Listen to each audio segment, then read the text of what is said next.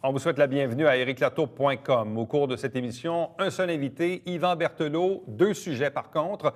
Vers la fin de l'entrevue, on va aborder la situation financière de la Ville. Vous savez que le maire, et c'est la loi des cités et villes qui prévoit ça, donc a dévoilé à la dernière Assemblée du Conseil le fameux discours sur la situation financière de la Ville. M. Berthelot siège depuis plusieurs années au Comité des finances, donc il connaît bien ce sujet-là. Et il semble-t-il qu'on se dirige vers une faible hausse du compte de taxes pour 2015, mais il y a toutes sortes d'imprévus. Le nouveau pacte fiscal du gouvernement, 1,5 millions, il y a les fonds de pension, il y a aussi le pont Gouin dont le MTQ veut rénover, il y a une portion de la ville qui est demandée. Bref, ça, on va en parler. Mais d'abord, au cours de cet entretien, on aborde les questions qui sont liées au quartier de M. Berthelot, c'est-à-dire NDA et Saint-Gérard-Est.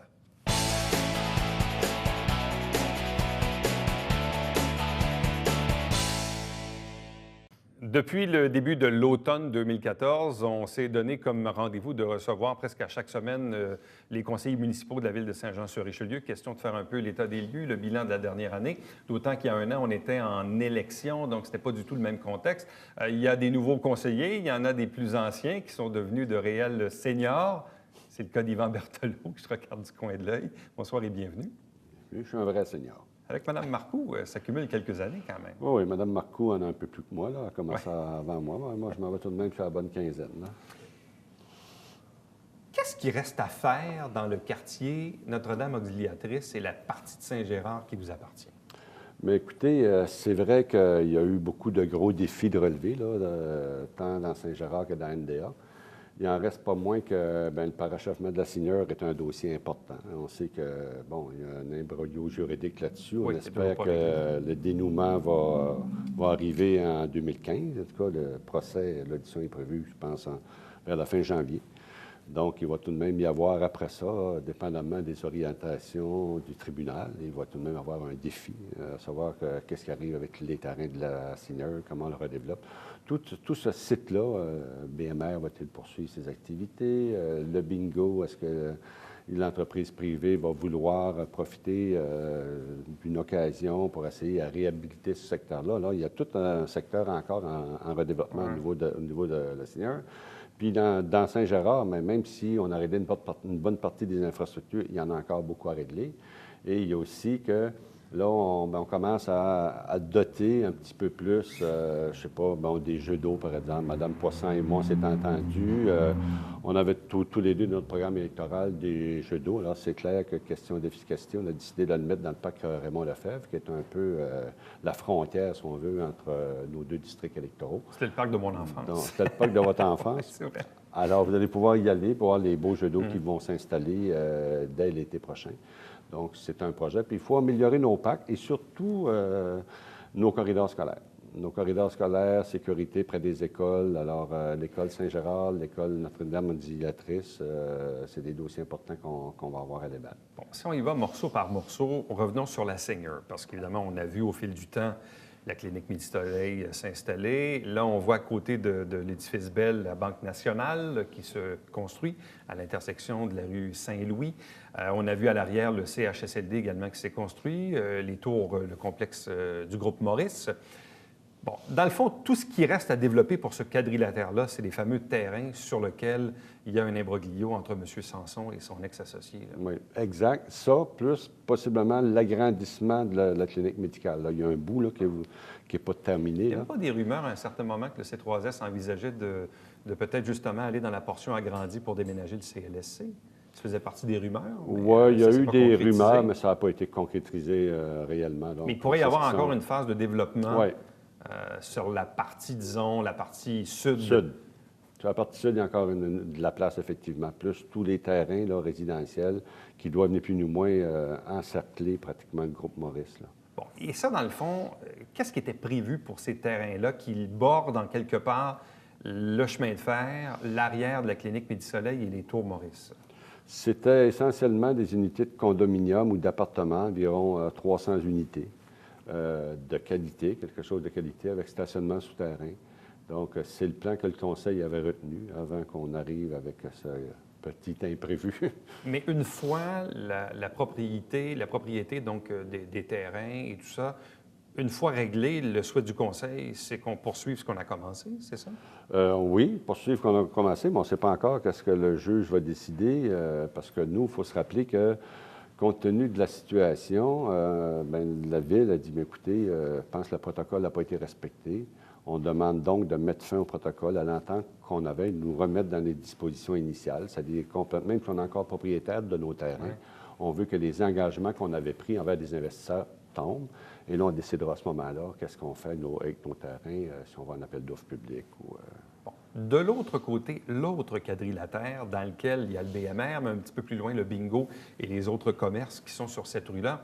Je me rappelle, il y a plusieurs années, l'un des projets de la Ville, c'était, disait-on à l'époque, d'exproprier ce bâtiment commercial-là pour prolonger la rue, qui est la rue de la Brèche, là, de bord en bord.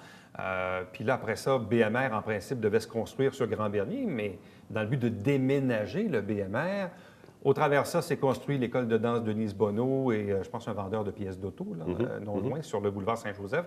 Est-ce que ça a comme changé un peu les plans? Non, ça n'a pas changé les plans comme tels. C'est encore les plans que ce quadrilatère-là soit réhabilité pour faire de l'espace résidentiel. Donc, c'est encore les plans. Mais il faut que ce soit l'entreprise privée qui le fasse. Ce n'est pas la Ville qui va exproprier. On n'a pas la marge financière pour le faire. Est-ce qu'on sait si, auprès du groupe Yves Gagnon, si c'est rentable pour eux de maintenir deux magasins BMR? Ah, je ne sais pas. Je ne sais pas, Avez-vous des mais... échos là-dessus? Non, je n'ai pas d'écho. On voit que le BMR sur Saint-Joseph fonctionne un peu au ralenti. D'un autre côté, BMR considère qu'il y a un service de quartier qui est intéressant, donc ils poursuivent. Est-ce qu'ils vont poursuivre pendant 2 ans, 3 ans, 5 ans? On ne sait pas, mais c'est sûr qu'à un moment donné, si jamais le projet ou le secteur est pour se redévelopper, mais certainement qu'il y a des gens qui vont frapper à la porte de M. Gagnon pour demander s'il est intéressé à vendre. Et le mail commercial, est-ce qu'on parle d'un propriétaire unique pour cette bâtisse? Non, il y a plusieurs Il y a plusieurs propriétaires là-dedans. Oui, il y a plusieurs propriétaires, oui. Ouais. Donc ça, c'est plus difficile, par contre, là. Mais ça dépend. Mobiliser, Écoutez, les gens, des fois, il s'agit que quelqu'un ait le projet de le faire, un développeur qui décide qu'il consulte les gens, puis il les achète. Tout se vend, puis tout s'achète, surtout dans le domaine de la construction. Ça, c'est sûr. Tout le monde a son prix, comme on dit. Tout le monde a son prix, surtout dans ce domaine-là. Vous avez parlé tantôt de la portion Saint-Gérard, évidemment, là, qui est sous votre district.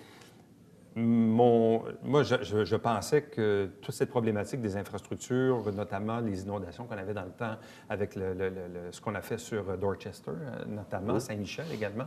Mais qu'est-ce qui reste à faire en matière d'infra dans Saint-Gérard? Ah, il y a encore un bout de la rue Maisonneuve. On va faire un bout cette année qui est plus dans le parti ouest de Saint-Gérard. Mais il reste l'autre partie de Maisonneuve, Saint-Laurent, Moreuil. Il y a encore des endroits où il y a beaucoup de bris, où que le réseau est déficient. C'est pas aussi prioritaire que ça l'était il y a quelques années. On comprend qu'on a arrêté peut-être 80 Il n'y a pas eu d'autres épisodes d'inondation? Majeur, non. Non. Avec toutes les interventions qu'on a faites, souvenez-vous, on a remplacé les arbres aussi, parce que les arbres, les racines allaient vraiment dans le réseau. Ça a pris une...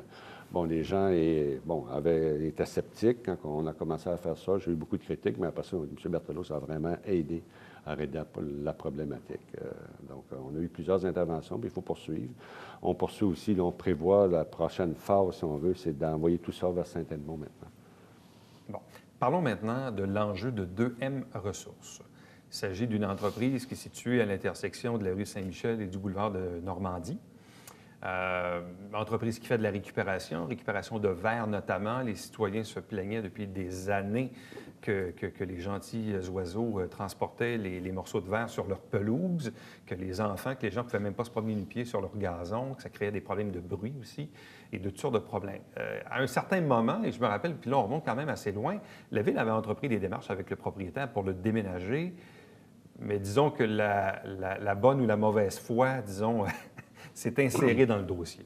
Non, mais disons que c'est un dossier qui a été difficile. Ça fait 6-7 ans que je travaille sur ce dossier-là, puis heureusement, ça a connu son dénouement récemment.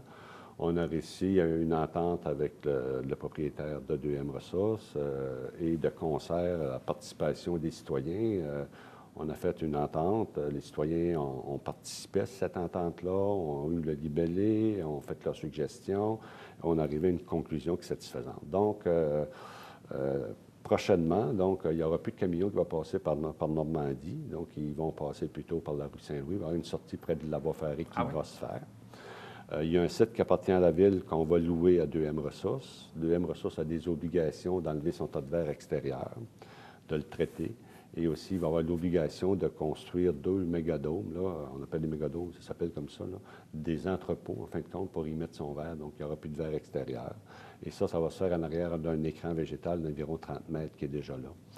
Donc, ça devrait régler. Alors, si tout le monde est de bonne foi, puis si ça va bien, et il y a des déclencheurs aussi importants advenant qu'il y a une violation du protocole. La Ville s'est mis des poignées, si on peut dire, pour pouvoir réagir. Qu'est-ce qui a été le déclencheur du règlement de ce dossier-là? Parce que ça a traîné plusieurs années. Bien, le déclencheur, je pense que c'est les citoyens qui en avaient marre, qui étaient vraiment tannés, qui ont fait connaître vraiment leur frustration, les problèmes qu'ils vivaient. Puis on n'a pas eu le choix que la Ville de s'en occuper, de travailler dans le sens d'arriver à une entente, puis bien, le propriétaire le savait vraiment, ou bien il continuait là, ou bien encore une fois, il quittait, là. On était rendus à le poursuivre, puis il y aurait eu une obligation de fermeture en bout de ligne, parce que, à notre avis, il y avait violation de plusieurs lois et règlements. Il fallait donc les faire appliquer. Là, il y a 2 semaines, au conseil municipal, vous avez voté, je pense, c'est quoi, une dérogation par rapport à ça. Mais je vous ai entendu dire qu'il s'agissait d'une solution temporaire. En quoi la solution est-elle temporaire? Parce que ce qu'on fait, c'est qu'on le fait en 2 étapes.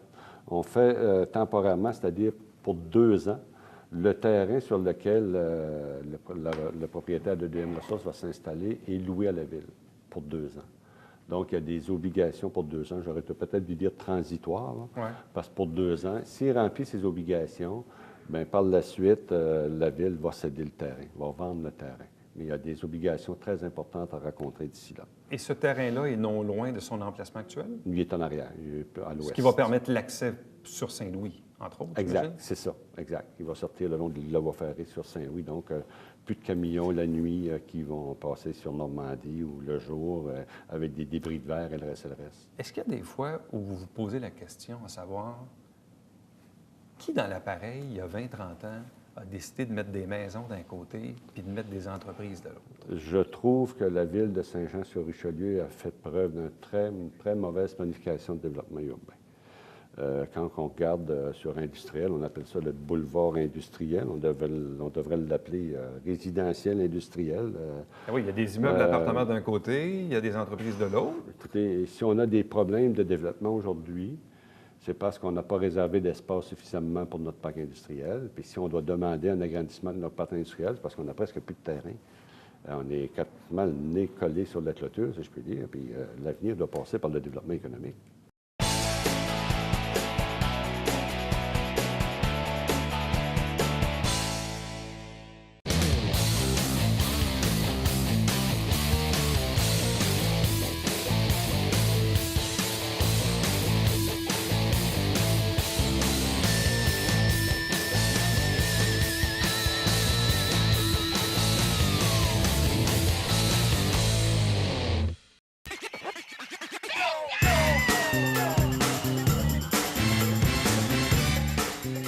Pour vous divertir dans le confort de votre foyer, Télébingo TVHR, tous les dimanches matins, 9h30, avec votre meneur de jeu, Alain Rameau.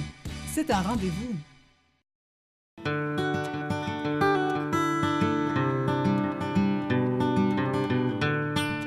Coulisses Bêta, version 3.0, de retour cet automne.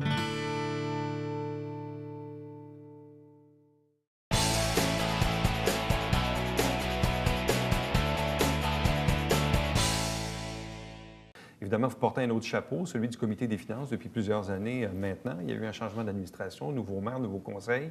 En même temps, l'année passée, vous avez voté un budget. Bon, vous connaissiez un peu la préparation, mais la moitié de vos collègues sont nouveaux, ils viennent d'arriver, on les assermente et là, paf, il faut adopter un budget. Il y a des gens là-dedans qui ont fait des engagements électoraux. Là, maintenant, on est dans la première année du nouveau conseil, donc où tout le monde a eu l'occasion de prendre connaissance des dossiers. L'ambiance doit être un peu différente, j'imagine, pour étudier le budget?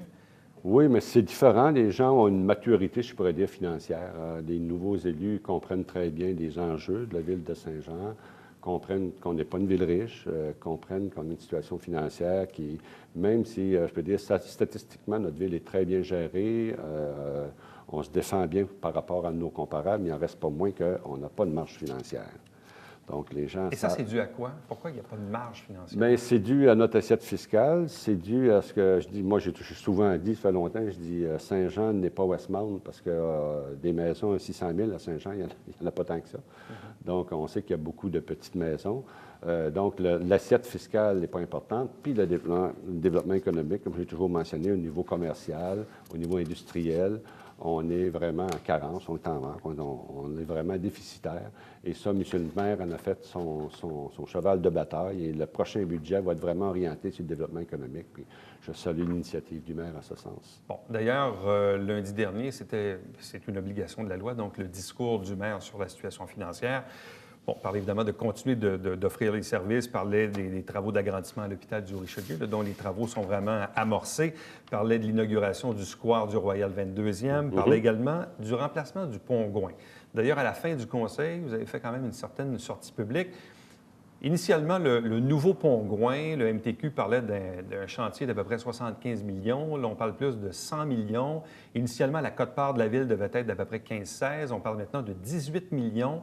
Donc, à peu près de 20 du nouveau pont va être payé par les contribuables de la ville. Exact. Puis moi, je trouve ça abominable. Je considère que je représente les contribuables au niveau financier. Et lorsque je vois une facture comme ça qui va nous arriver, je ne sais vraiment pas, on va prendre l'argent, on va payer, mais il va falloir tasser des projets d'infrastructure comme Saint-Edmond, par exemple, il va falloir les décaler parce qu'il va falloir mettre dans le cadre financier l'an prochain 8 millions pour le nouveau pont en 2016 et en 2017. Donc, c'est autant d'argent de projets qu'il va falloir tasser. Et ça, je pense que, et moi, en tout cas, si j'ose dire, je pense qu'on ne crie pas assez fort à Saint-Jean. Je pense qu'on ne se plaint pas assez. Je pense qu'on ne quémande pas assez, si je peux dire, ou qu'on n'exige pas notre dû. Et je pense que si c'était dans d'autres villes du Québec, je pense que la facture de 18 millions, moi, je pense qu'il l'aurait atténué de beaucoup. Et c'est ce que je déplore. Puis je pense que le gouvernement du Québec manque de respect envers les Joannaises en nous imposant cette facture dans la ville de Saint-Jean telle qu'on la connaît. Je pense que ça va faire très mal. Est-ce que, dans quelque part, le gouvernement, le ministère des Transports, devance des travaux qu'on devait faire, mais qu'on les fait peut-être un peu plus rapidement? Est-ce que ça vient jouer dans la planification financière des immobilisations pour la ville? Écoutez, si le ministère des Transports nous avait dit il y a 10 ans, on planifie faire le pont en 2015, donc on aurait pu commencer à regarder, à se mettre en situation. Le gouvernement nous est arrivé il y a 2 ans, puis dit, bien, on va faire le pont tout de suite, c'est une urgence. Bon, il est arrivé bon, on peut attendre encore 1 an, on va voir. Donc, on comprend que le pont Gouin achève sa durée de vie. Bon, et il faut le remplacer, mais ça, on n'a pas payé la facture pour ça. Mais l'argent que la ville va mettre sur le nouveau pont, c'est uniquement sur des améliorations particulières que la ville veut, parce que ce que je comprends, le pont appartient au MTQ, le MTQ le remplace. Oui, mais c'est comme un pont straight, là. Oui, mais c'est ça, straight. C'est comme une auto, pas de radio, là. Exactement, c'est une Lada. C'est ça. Là, mais c'est ça, c'est complètement ridicule.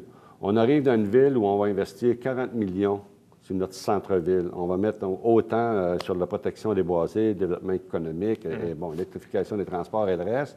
On a un gouvernement qui nous dit, même 2 gouvernements, parce que le précédent était pareil, nous, on fait le pont, on met 2 travées de béton, puis c'est tout. Puis vous vous souvenez, on ne veut pas mettre de peinture, puis il n'y a pas de lumière, puis il n'y a rien. On fait un pont pour 100 ans. Je pense que si on met 40 millions dans notre centre-ville, il faut que ça soit une œuvre d'art. Il faut que ça soit quelque chose qui parle, tu sais, bon. Donc, je pense que le gouvernement devrait faire un effort et donner un peu plus de subventions à la ville de Saint-Jean. Si vous regardez d'autres exemples à travers le Québec, ce serait quoi le pourcentage ou la quote-part raisonnable que la ville devrait avoir à payer dans ce projet-là? Moi, je pense que ces montants-là devraient être comme d'autres projets subventionnés à 50 %. C'est-à-dire que la ville pourrait en absorber 9 millions. On pourrait peut-être, en raison de 3 millions par année, c'est un programme triennal. On pourrait aller dans le budget, même si ça va faire mal Pour aussi. Pour vous, il y a un 8-9 millions de trop. Là. Ah, il y a un 8-9 millions de trop qui va faire très mal.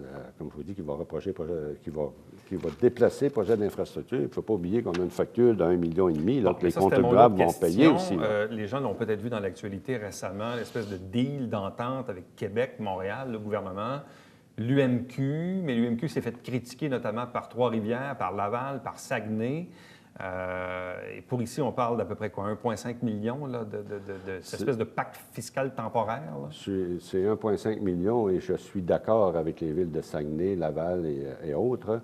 Je pense que c'est une entente où on n'a pas vraiment été parti à cette entente-là. On paye pour une union municipale, on participe à ça, puis on se rend compte qu'on vient de finir nos budgets, on est prêt à rencontrer le conseil pour faire notre rapport. Puis ouf, le lendemain matin, on apprend dans le journal qu'on va avoir environ 1,5 million que le gouvernement va venir nous chercher. Puis il faut faire attention, il faut bien que la population comprenne. Quand le gouvernement puis le premier ministre dit les villes ont des surplus un instant. Quand une ville a des surplus, c'est parce que les villes n'ont pas le droit de faire de déficit. Quand on a un surplus, on prend l'argent, ça appartient aux citoyens, on leur redonne. Si on ne leur redonne pas pour des projets ou pour acheter des biens pour les citoyens, on le donne au gouvernement, il va manquer 1,5 million quelque part, c'est sûr. C'est l'argent des poches des contribuables qu'on vient chercher. La Ville va quand même terminer l'exercice avec un surplus. Oui. De quoi, 2,8? 2,8 environ, oui. Ce qui est moins que l'année précédente. Oui, tout à fait. Mais 2,8 millions sur un budget de 150 millions, c'est 1,5 c'est pas beaucoup, c'est pas énorme. Le risque est qu'on peut être tombé de l'autre côté aussi. Là, vous êtes en fin d'étude de budget. En quoi le 1,5 million imposé par le gouvernement vient changer la donne dans vos calculs? Bien, écoutez, regardez, on parle par exemple là, des enlieux de taxes pour que les gens comprennent bien. Le gouvernement ne paye pas de taxes sur ses bâtiments. Il paye quelque chose qui remplace la taxe. On va l'appeler comme ça. Donc, on s'est entendu que le gouvernement, dans donné pas fiscale, il payait 62,5 de la valeur de ses immeubles. Là, il tombe à 50 Donc, il coupe de 15 Ça, c'est un manque à gagner directement là, sur le budget d'opération d'environ 500 000 Donc, il manque 500 000 Au bon, on coupe des postes, au bon, on réduit des services, mais il va falloir trouver une solution. On ne l'a pas encore au moment où on se parle, là. Mais ça, il faut que les gens comprennent. Puis quand un centre hospitalier comme l'hôpital de Haut-Richelieu s'agrandit, c'est pas fiscalement rentable pour une ville. C'est bon pour les citoyens, puis on est d'accord. Exact. On est d'accord avec ça, puis on s'est battu pour ça, puis c'est un mieux-être de la société, puis ça prend ces services-là, on est d'accord. Mais que les gens ne comprennent pas, parce qu'il y a un investissement de plusieurs dizaines de millions, que ça va paraître dans les revenus de la ville. Au contraire, il faut qu'on donne plus de services, plus de sécurité. On va être plus déficitaire par rapport à ces immeubles-là qu'on l'était. Bon, il y a toujours aussi le déficit technique de la caisse de retraite d'environ 20 millions. Mais vous avez dit, en fait, le maire a dit dans son discours que le ratio le taux de capitalisation avait quand même augmenté de 82 à 86,5. Oui. Donc, il y a quand même une certaine forme d'amélioration. Il y a une forme d'amélioration au niveau de la capitalisation, entre autres, parce qu'on a eu un rendement exceptionnel de 19 en 2014, en 2013. Donc, c'est assez important comme rendement. Mais il n'en reste pas moins que la problématique des bas taux d'intérêt, les taux qui servent à racheter les rentes quand les gens partent à leur retraite, c'est ça qui cause le déficit. Puis on l'a toujours dit, le statu quo est plus possible, il faut changer les règles du jeu. Il y a un projet de loi qui est en veille de se terminer, là, puis il va falloir qu'on s'assoie avec nos partenaires pour avoir une entente. Bon. Vous avez dit en fin de conseil aussi la chose suivante, il y a des gens qui vous questionnaient là-dessus, que les gens doivent s'attendre à une augmentation de taxes, mais relativement légère. Évidemment, il n'est pas chiffré aujourd'hui. Puis ça suivra l'adoption à la mi-décembre du budget. Comment peut-on, à ce moment-ci, déjà savoir qu'on va avoir une légère hausse, mais une hausse quand même? Parce que nous, c'est le mandat qu'on a. Monsieur le maire nous a parlé, d'ailleurs, c'est sa formulation. Ouais. Donc, monsieur le maire nous demande que ce soit une légère hausse de taxes. Donc, nous, c'est le mandat qu'on a. Alors, on va présenter au conseil, puis on arrive toujours au conseil, on dit, voici, une légère hausse de taxes, c'est ça. Si vous voulez des choses de plus, ça coûte 1,5, ça coûte 1, ça coûte 1,5. Là, vous êtes à 4. Si vous voulez rester une légère, il faut couper ça, il faut couper ça, il faut couper ça. C'est comme ça que ça fonctionne. On donne des options. Bon. Certains aussi ont questionné le fait que, bon, on le sait, cette année, la Ville a payé le déficit opérationnel du Festival de Montgolfière. On sait que, bon, la météo n'a pas été très, très généreuse dans les dernières années. Bon, d'autres ont critiqué la programmation. Il y a eu d'autres types d'événements. Mais en même temps, dans les années passées, le festival avait fait des surplus qui ont servi à rembourser les 2 dernières années. Mais là, visiblement, la caisse était à sec. En même temps, j'ai senti au conseil de lundi que personne ne remet en doute, évidemment, le maintien du Festival de Montgolfière. On peut peut-être revoir les choses, mais en quoi ça vient impacter un peu les finances de la Ville que d'avoir à rembourser cette somme de 550 000? Bien, c'est sûr qu'on n'en imprime pas. Ouais. Je veux dire, si on met 550 000 là, c'est 550 000 qui n'est pas mis ailleurs. Mais je pense que le Festival des Montgolfières, exactement, a toujours été un très bon investissement pour la Ville de Saint-Jean. Puis il y a des retombées de 12 millions. Là. Je pense qu'on en a pour notre argent. C'est pas parce que le festival a 3 mauvaises années que ça va être de même pendant 20 ans. Il faut qu'on regarde la situation avec sérieux. Ça nous permet de juste nous arrêter, faire un diagnostic, regarder la situation, puis regarder est-ce qu'on peut faire mieux, puis en moindre coût. C'est le travail qu'on est en train de faire. Donc là, vous êtes en dernier blitz de budget où là, maintenant, il y a le comité des finances, mais il y a les autres conseillers également qui se joignent au groupe, j'imagine, pour les présentations. Exact. Là, on a discuté du triennal la semaine dernière et là, on s'en va sur le budget d'opération, donc vendredi et samedi, toute la journée. M. Berthelot, merci beaucoup. Je vous remercie. Reste avec nous au retour, le Babillard quotidien.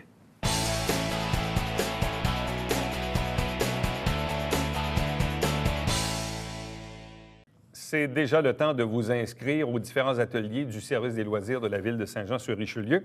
Donc, c'est le moment et vous allez sur le site Internet de la Ville. Vous savez, maintenant, il y a un petit raccourci qui s'appelle sjsr.ca.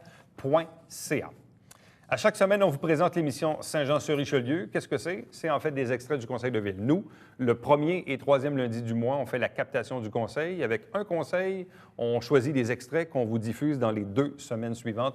Et l'émission se retrouve également sur notre site Internet. Télébingo, 3 500 $ en prix chaque semaine, dont la carte pleine qui est à 2 000.